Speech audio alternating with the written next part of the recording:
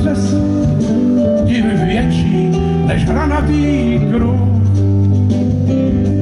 Nahoře rajtuje pravda a nás dole snad ochrání Bůh. A nás dole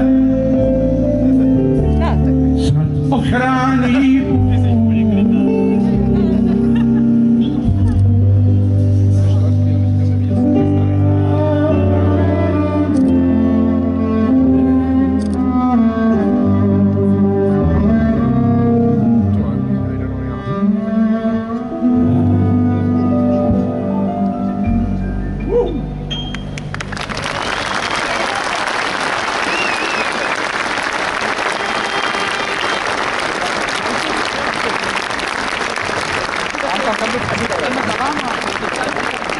A dámy a pánové, je tady zpráva, že tady máme dalšího ministra.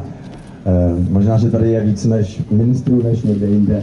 A tentokrát je to pan ministr kultury Daniel Herman. No, zrovna teďko. Počkáme na Hermana.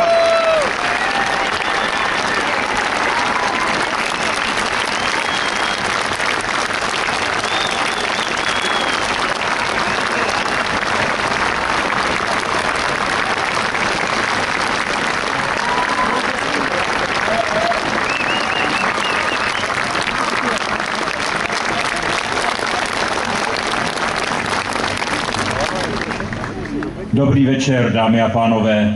Je krásné vidět tady takhle plné